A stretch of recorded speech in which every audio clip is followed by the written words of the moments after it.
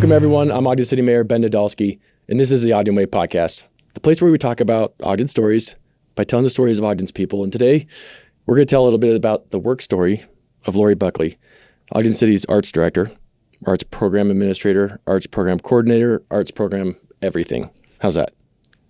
That's a pretty good description. Okay. That works. All right. Lorie, welcome to the podcast. You really are everything about arts here at Ogden City. I mean, at the city itself, arts don't happen if not for you. Can you share a little bit about what your job includes? I sure can. I manage the public art program, which is any new building or structure where the city feels or administration directors feel like we need to be inclusive of some sort of art element. So I start from the beginning, look at the space, what is feasible, create a budget, work with engineers, work with easement agreements and all the things needed to build this project, and then we usually do nationwide art calls, and I manage that in the review process, and then I work with the artist to implement the design and get that approved through legal and risk of whatever this project is, and then get that installed for the city. And public art is an incredibly important part of, I think, a healthy city environment. It instills community pride. It creates an identity of a city. Oftentimes, like the Chicago Bean has become such an iconic thing that everyone, when they go to Chicago, they are like, I need to go see the Bean. And that's just a piece of public art. So it's these things become really a part of the fabric of who Ogden is and what our community is. So that is an important piece of what I do.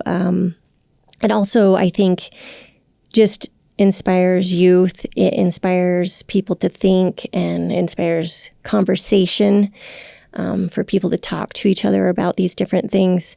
It's really important, and I think any successful and really healthy city or place has a very healthy public art collection.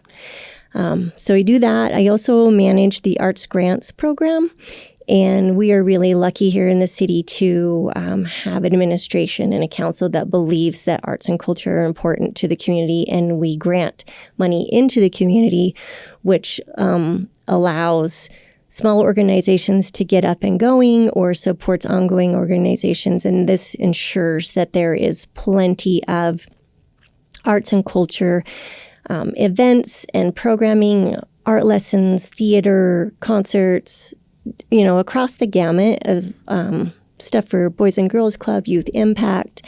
Like, the list is long and very important.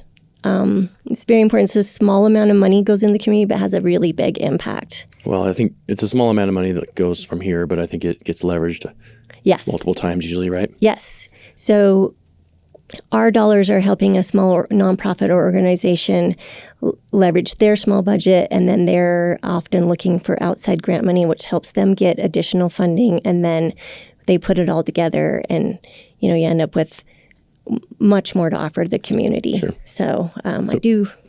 Sorry, keep going. No, I was just saying I manage all of that, and that's pretty much a year-round cycle of the applications being open, the actual applications being reviewed, and the transmittal process, getting that approved through city council, and then you're back to getting final reports, making sure the funding payments are going out, and then you're back to reopening the grants again. It's kind of like the most vicious Groundhog Day. You never can catch up. Okay, so you said early on public art. Mm-hmm. So we're talking about when the public participates in art, when you have art in the public realm, mm-hmm. When the public grants funding, seed for other private art endeavors. Yes. So you talked about administration, risk, legal, engineers, mm-hmm. Public works. We have to do planning and zoning. Yes. Make sure that they're right. These are all kind of bureaucratic terms, but also things that are really important in the public realm. And that's got to be a hard thing to marry up with the creative process and the creativity and the flow that comes with art, right? I get a lot of no's. Yeah. I figure out how to navigate around and how to like get that no to be a yes. Like, why is it a no? What can we change it to make this, and mostly it's because, they're worried about it being safe. They worry about things, which is their jobs. And I want, everything we do to be safe for the community. But we also, creativity is a hard thing to wrangle in. It's an important thing, like just in every way, shape, and form. Like, we need creativity in our lives. We need our children to be creative. We need creative problem solvers. And I think the more you're around creative things, it helps your brain think in a more creative way. It's important. We don't want robot people. And especially nowadays where things have gotten so, we're not factory workers anymore. We need people that are, entrepreneurs and thinking outside of the box, coloring outside of those lines, that come up with these new and fabulous ways of doing things, because we're constantly changing. And so creativity is important. Which is funny because you come from that place of entrepreneurial spirit. I wouldn't even say a small business, a decent sized company that you and your husband own and run, and and to bring that mindset into the public realm is pretty hard. I would imagine, right? It's very hard. There is. I'm so used to just coming up with an idea and running with it. You make sure it works budgetarily, and then you're like, hey, this is what I'm doing. This is where I'm going. And here, like you said, there's planning and legal and risk and every level of red tape that you run into to try to just do something that is good for the community. This is what we need.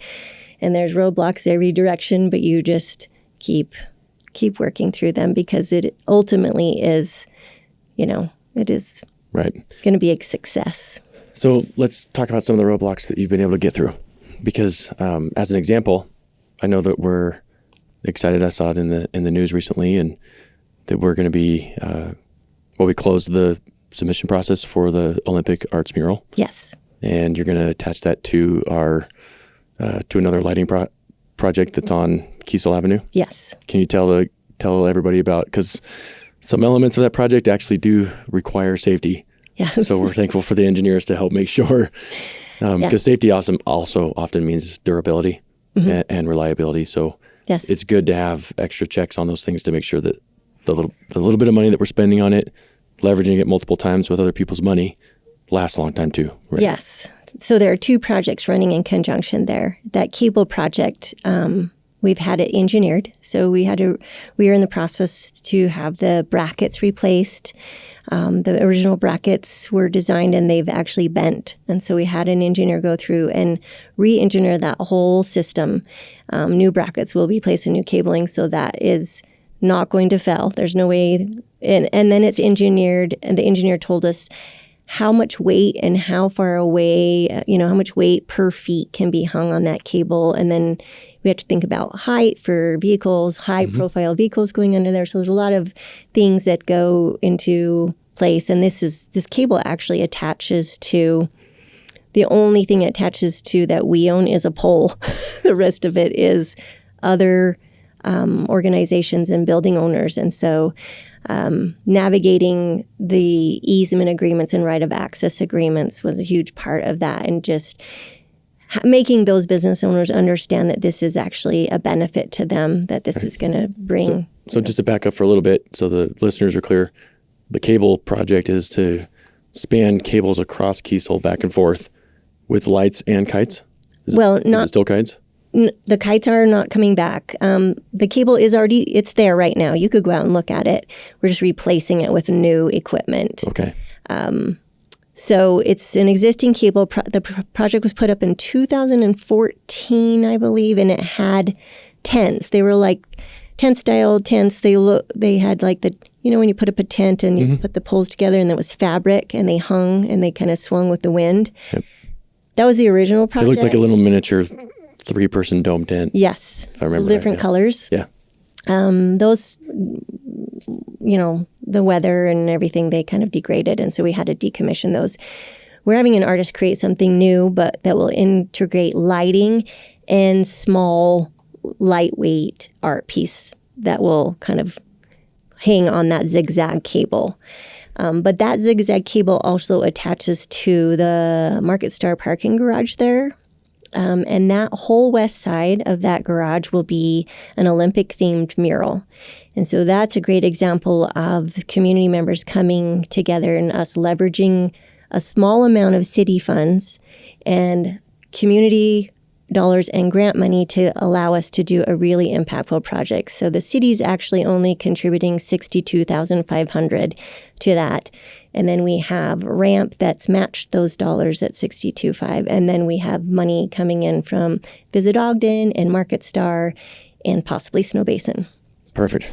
So a little bit of seed money. Yes. Leveraged many times over by private parties and other public partners. Yes, fantastic way. I'm always looking for ways to, because the public art fund is very small. We only get a very small amount of money each year. And so I have to look always for ways to make that money stretch a little further. And if I can find seed money or donations or some other project to tie it to, that's the direction I go. Yeah. And I think people are like, well, we should fund arts more, which is good. Mm-hmm. But it's also nice to have all that leverage and yes, multiply our money many times over too. Yeah. The Dumpke Plaza is a perfect example. Like that was a very small investment from the city side.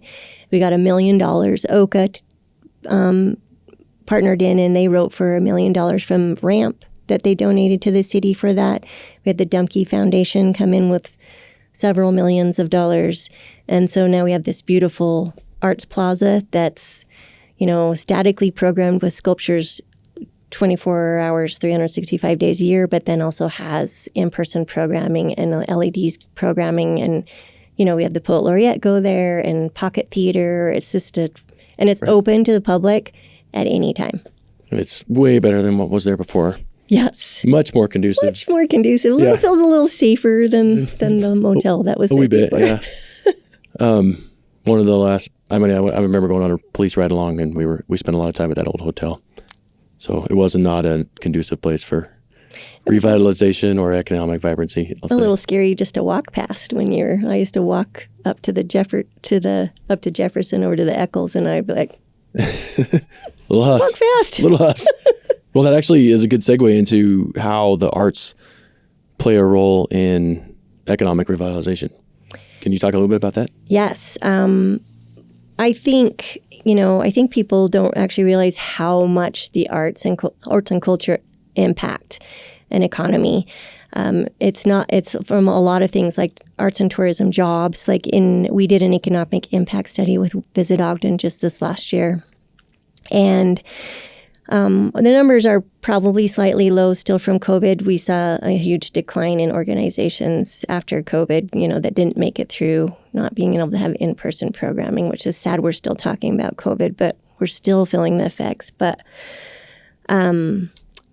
the study showed that there's $356 million of annual impact from arts and culture in Ogden and Weber County, and approximately 2,500 jobs are in that arts and culture sector.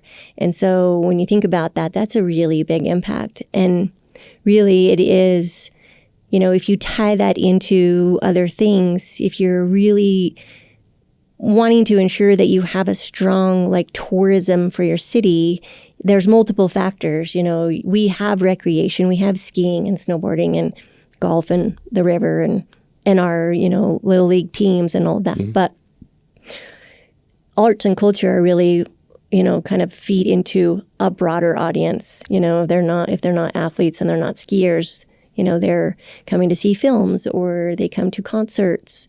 You know what I mean? So it's a lot of the things that people are doing, when they're vacationing. I'll add to it and say that athletes also enjoy art. Yes. I would hope so. It's not just athletes and not just artists.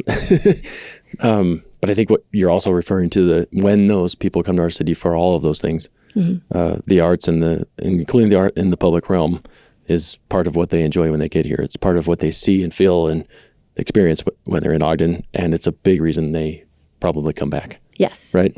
Yes. We've seen a huge uptick in just like, that monarch mural that they painted on that wall is all over the place. And, right. It's a very small investment that then just spreads, it's the term, it goes viral, and then people are looking for it, and they'll come here specifically. They're like, right. It's actually a destination to come take your photo there. Yeah, art becomes a destination or an experience that people are looking for. And then when they come here, they're going to eat at a restaurant or look at, just shop around and, spend their dollars here. Well, it's actually, when you break down economic development and revitalization, arts are an early adopter, early entry toward the revitalization cycle. Mm-hmm. So in communities that are depressed economically, they're having a hard time where property values don't pencil for redevelopment, et cetera, without public participation. The arts is one of those things that attracts the starving artist, so to speak. Yep. Right? Yep. Because of the low market value. Yes, because they can afford it. Yeah, exactly. They might not have a lot of revenue from their art, particularly in the early stages of their career, right? Mm-hmm. And so this is a place that they can come and live more affordably compared to other more expensive markets, right? Mm-hmm.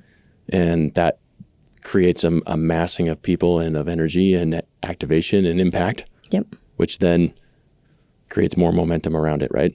Exactly. That's the interesting. So my family's from near the border of Mexico in a little tiny town named Bisbee, Arizona. Bisbee. Mm-hmm. Have you heard of it? I have heard of it. Have you heard of it around the arts? No, I just my sister lives in Texas and drives different routes and stuff, and I've only heard of it from her side. Passing through? Yeah, pass through Bisbee. Okay, so before my dad passed away, we made it a point to go and revisit Bisbee again with my dad so he could tell all of his stories one last time. Mm-hmm. He's an old copper miner. It's a copper mining town. And, with the loss of the mine and the shutdown of everything, all of the industry collapsed.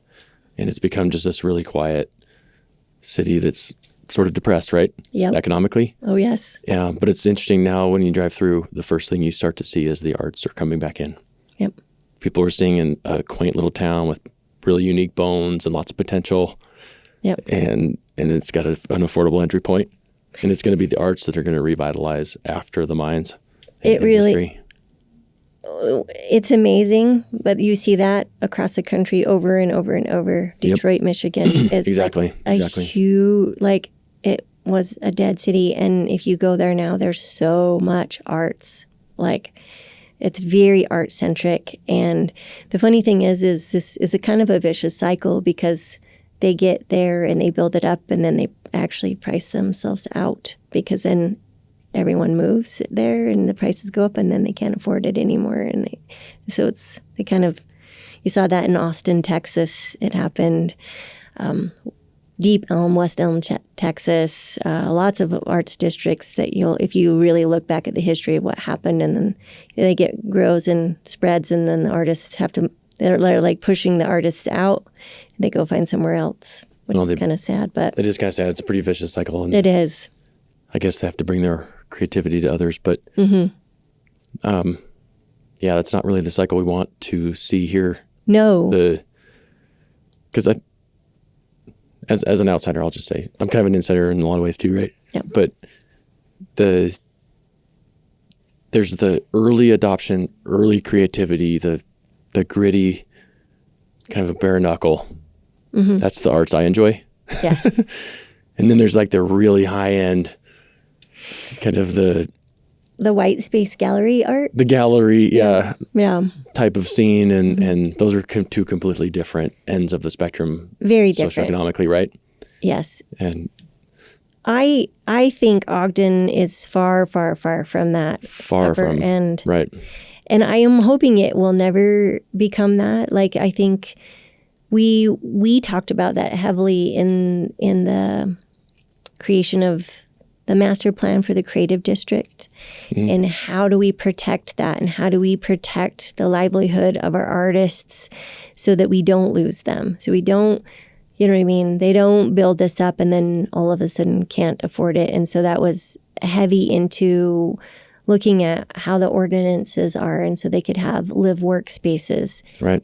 Instead of having to pay for two, they have to pay for a studio and housing. So there actually is ordinance that allows artists to live and work in the same space in the creative district. So I feel like we've done a lot of really proactive things to protect the creatives here. And we've had lots of people move here for the arts. I just toured, actually on Friday, I toured Springville city officials. I saw that, yeah. Around, we looked at the Monarch, we looked at the Dumpy Plaza, we looked at the Incubator Kitchen in the James Madison Elementary, we looked at the Marshall White Center, and they are trying to copy what we're doing because we've been very successful at creating a very vibrant and active, art scene that it's being noticed. I've actually coached quite a few people from out of the state. What are you doing in Ogden? How are you doing this? What steps did you take to get here? And so it's really, even a small way, even though we feel like we're living in this bubble, but it's being noticed. It is. Outside. In fact, so in my job, I get to interact with a lot of mayors around the state, right? Mm-hmm. And we had a mayor, we were out at their city. And, this is one of the most affluent cities in the state. It was crazy. You drive around and you're like, oh my gosh, there's just money everywhere. Mm-hmm. And, it's easy to think about, oh, woe is me or whatever. I wish we had that. But they just had brand new infrastructure everywhere. Brand new fire stations and police stations, and just money wasn't that much of a challenge. And that's just not the case for us. It's always a challenge here. Mm-hmm. And, afterwards the mayor asked me, so what do you think? And I kind of shared all that stuff. And the mayor said, well, don't think that we don't have things that we're jealous of, She said, we are really jealous of the energy and the identity and the character that you have of your city, the pride that you have in your people in your city, the fact that they have this notion within themselves of what they are and what they're proud of, She's like, I wish we had that here. And she's like, I'd trade all of the money, all of the brand new things for that. Yeah. And she's right.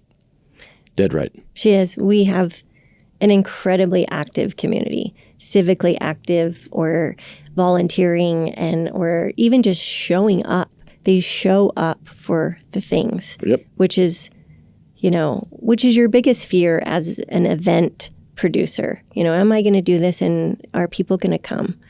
And that doesn't seem to be a problem here. Ogdenites they come to the things. They come and they like to be social. They like to be with their neighbors. And we have the magic here. It really is. And it isn't my job. I haven't done this and you haven't done this. It is because of key things, which is the people are the driver. Oh, yeah. Our community is the driver of why it's so special here. The key things, it's the we thing. Yeah.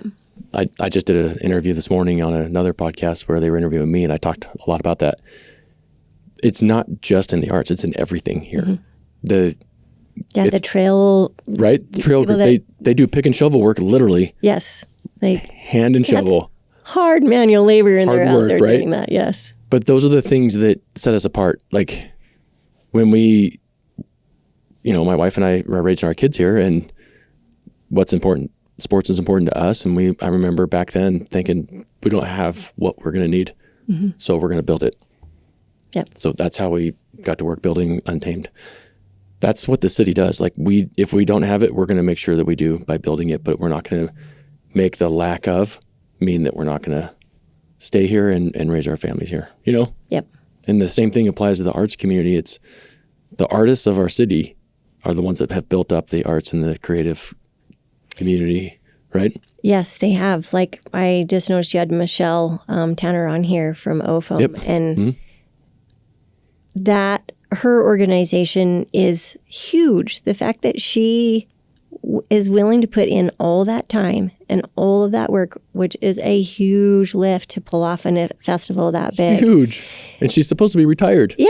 Well, she was doing it when she was working full time. I know. But like, just goes to show it's a labor of love. It is. Right? It is. And that's the magic. We have the people here that are willing to go that extra mile. They're willing to put in all those hours of work just to do what they love, to to provide the community these opportunities and this programming, or they have a Will and Way instrument lending program that I think is fabulous. Like that they're providing the opportunity for students to be able to take music lessons, and instruments are expensive, and that's a big roadblock for people and families, and the fact that they can check one out and that student can learn, and then that is a key piece. Like playing an instrument opens up that whole side of your brain. It helps you be better at math. It helps you with so many other language skills and everything. And so there's just, it's such a, like, we have some very special people in Ogden that deserve a lot of thanks. Exactly. So everything you just explained is why I love the arts so much. It's the same reason I love sports. It's the same reason I love arts. Yep. It's about self-investment, self-development, yes, right? But also you're contributing to something beyond just yourself. But the more you better yourself, the more you contribute and better those around you. Yes. The arts and sports are no different than that. And we have this tendency to be like, oh, you're into sports or you're into arts, right? It's not, that's not how it is. No, this it is about finding what is good for you and what you're passionate about. And right? The arts provide that for so many people, just like sports do. And we want to be a city that provides all of those things for as many people as possible so that we can develop into our best selves, right? Yes. You can feel confident about something, especially as children. You're often not really good at a lot of things, but you could be really good at football or baseball. And that's what keeps you going to school. It keeps you feeling like I can achieve at something. Or like me, I was really good at art, but not so good at math or any of that. You know what I mean? That was where, good at English, writing stories, good at drawing and art. The rest of school was so hard. But I was like, I am good at this. And so, all of our kids, they need something to be confident about. Even as adults, you need something to be confident about. You need to be something that makes you smile and makes you happy. That's right. Well, and I think employers these days are looking for, getting back to your earlier comments about being robots or formulaic, or yes, they're looking for that creativity and problem-solving ability. Yes. And it's less and less about just, did you sit through this class and that class? I mean, there's a fair bit of that still out there. Don't get me wrong. Well, But there's a lot of room around industry and creativity to come together. Well, yeah, if you had to have stared at a blank piece of paper and dream up something to put on that paper or a blank canvas or whatever, it's just developing a side of your brain that's really good for any sort of problem in your future. You just can, you're just like, can pull things together a little easier than someone who really hasn't built that side of their brain up. And everyone can do it. I think people are scared, but like, we were all artists as children. Like every child is coloring on the walls or coloring, finger painting and everything. It just comes out naturally. And I think then it's maybe trained out of us, which is really sad, but we really need to hang on to that, because that is what makes us well-functioning adults. Yep. Well, makes some of us well-functioning adults. I try. Well-functioning. I try. Yeah, but I know you're a creative. You know. I think so, but I don't know if I call myself an artist or a creative or a maker. Maybe a maker. It's the same thing. So I think you're referring to I make rings. I made that ring. Mm-hmm. It's made to match my watch, I guess. But yeah. So one thing is my daughters will buy me a watch and then we make a ring that matches it. But it's fun to just take a raw piece of steel and see how I can machine that down into a band. And then, each of the materials is different than the others. And so it takes experience to know what it's going to be like and how to do it. Yep. Right. It takes a different set of tooling. Yep. So I enjoy that part. But then all the different mediums, like I like to pull things out of nature. I've made a lot of rings out of like salt from the Great Salt Lake. Ooh, cool. If you go to the shore of the Great Salt Lake, you can find just chunks of that just evaporated salt. Stuff. Yeah. So I've just grabbed a chunk of that. But then you got to think about, well, how am I going to keep this from falling apart or melting?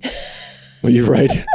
But what could I mix it with? And right. Or I went and gathered, I worked on the Ogden River Restoration Project before, a long time ago. Yeah.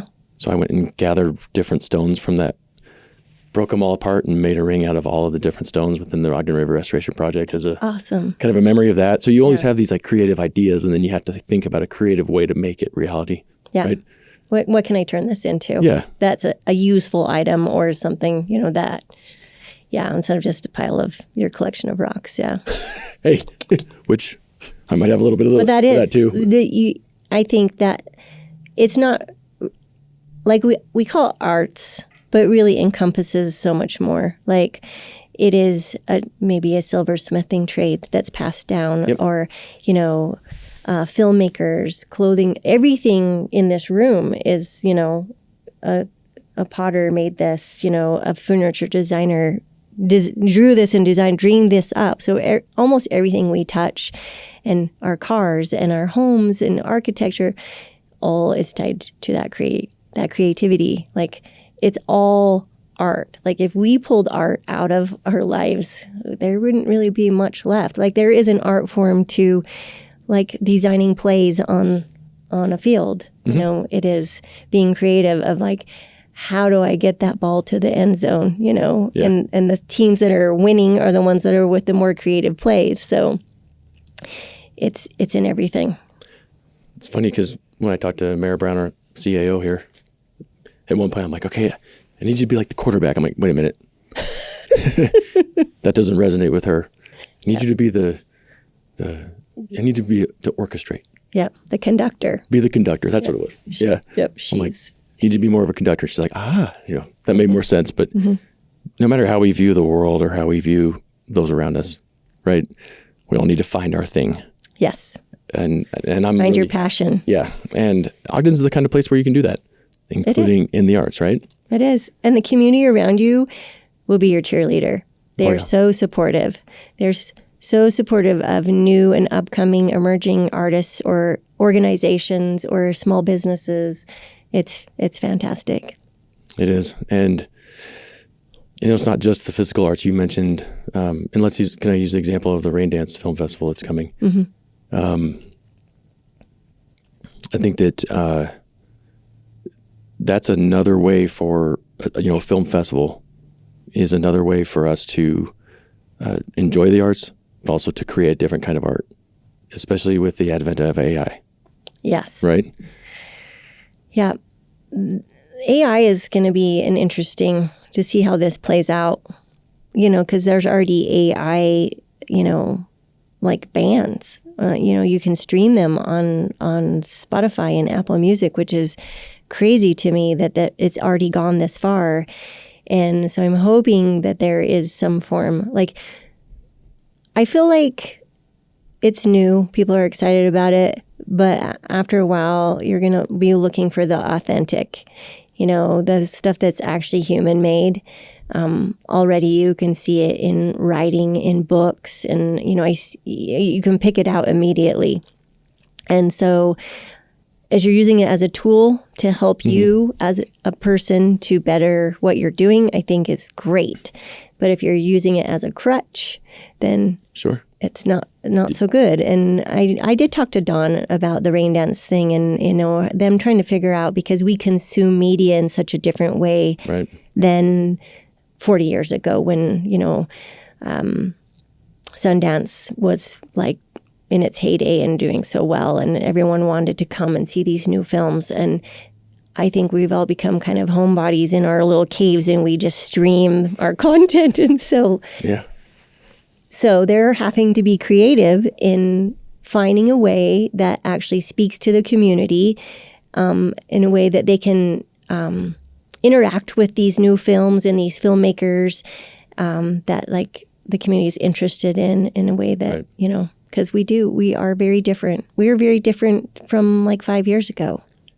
That's the point, is they're trying to make sure that they remain not only relevant, but like at the tip of the spear as those changes take place. Yes. But it's actually really interesting when we talked about how we don't want to be robots and formulaic, but at the same time, with industry looking for that creativity and so on, I think that these advancements for where we sit with our proximity to Hill Air Force Base, opportunities around defense and aerospace, right? The need for that problem solving, software development, et cetera. Yes. I think that the future of what Rain Dance talks about, the future of industry, actually plays really well into that, because it's still a creative place, but you use different tools and mediums to communicate and share your creativity, right? Yes.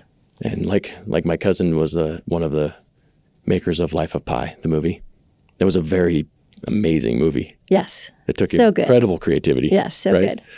good. But we're just using different tools to do it. But I think it lends itself really well to tools that are going to be needed in industry for other family-sustaining jobs and economy, right? Yeah, just in the way that maybe our lives will change in how we get our groceries, and you know what I mean? Just like everything's changing, and it's changing fast. And so I think that, if they can figure out how, and we're still raising children and people to like I said, color outside of the lines, because that's where the new ideas come from. That's where the things come where we ran into a wall, but someone goes, "Whoa, what about this?" Yeah. And then it just clicks, and that's the way we go. That's how we solve that problem. And maybe an artist is going to come and help us solve our water problem. I don't know. You know what I mean? That's why. And it's funny, throughout history, you'll see oftentimes the creative community and artists are focusing on issues like that. They'll do a lot of art about it to bring awareness to it, because it's something they worry about. Artists are very oftentimes, they're worrywarts. They worry about political issues and things, which makes them, be a little outspoken. But it's a good thing too, because they'll bring a lot of notice to things that need to be taken care of. And sometimes some of those people are then creating the solution. And we need those solutions, because, there's always problems. There's always more problems than solutions. I don't know if I'd say worrywarts as much as I'd say they're socially aware. Yes. But also I think that's a function of they're always a part of community. Yeah. And so I think that they have an outward awareness of others. I'm a worrywart, and I'm an artist, so I worry. I know you meant it from a place of love too, right? Yeah. It's not like you're being negative or... No, not at all. But it is. They are very socially aware, very environmentally aware. It's, they tend to be, very vested in their communities, very vested in the environment around them and the things that are important, and they're very vocal about it. Yeah, but I'm the same way about the things that I have invested myself in, that I've put a lot of time and attention into. I like to steward them and make sure that they're in a good place, right? And it's good that you're that way, and we need people like you to be that way. But a lot of people will worry about it, but they won't do anything about it because they're scared. Just complain about it. Or they'll complain, and they expect someone else to fix it for them. So we need the brave people on the front lines pushing. Exactly. Mm-hmm. Well, I think, is there anything we haven't covered that you want to cover? I do want to talk about, we're doing America 250 this year. And I have a program coming up in Lester Park, which was a key thing, key focus that you had of like looking for programming there. It's going to happen 4 times in June, July, August, and September. It's called Dancing in the Park. And it's open to the community. And we'll have like an instructor there to teach some dance form, and it's open to the community. You can bring your family and kids, and it's, celebrating American music and dance forms. And so that's coming up, and that's super fun. And then in conjunction with that, my community art show down at the Union Station, it's in the lobby, is 2 of the shows this year are themed for America 250. So right now the food show is up, which is fantastic. You need to come look at it. There's some amazing pieces in there, and it's so fun. And just so you know, community art show is open to any creative of any skill level. So I have art from 5-year-olds all the way up to these masterpiece oil paintings on the wall.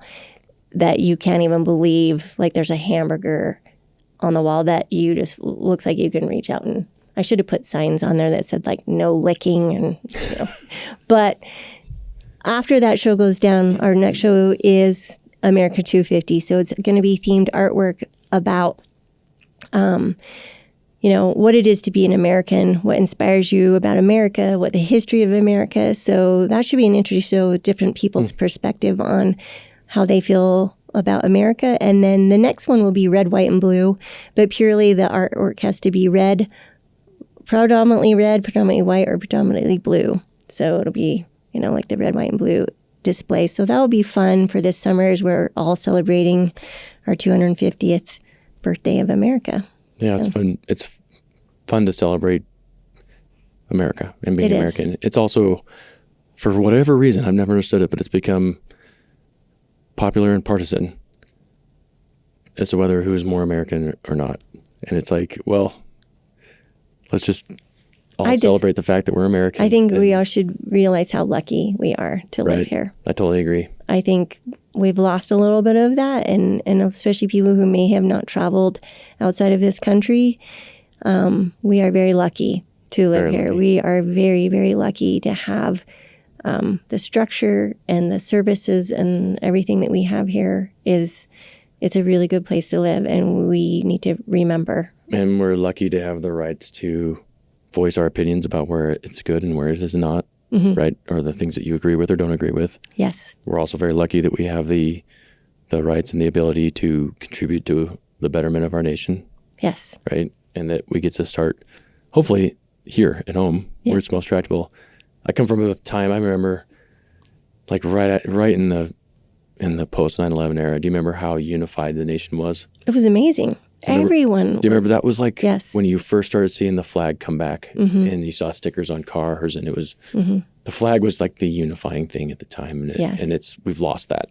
Yes. And so I wear a flag on my belt every day, and there's a lot of people that assign certain beliefs to me because you have a flag. Because I have a flag on my belt, whereas I'm trying to reinforce the fact that this isn't about left or right or me or you. No. It's about us, and it's about America. It's about how blessed we are to live in this nation. Yeah, that we are able to be a melting pot of so many different cultures and, a safe place to raise families and grow. And the fact that I can hold a job, I could go to school, there, as a woman, there's so many things that people, I think, take for granted here that they don't realize, because they just live in their little bubble, and the world's a really big place.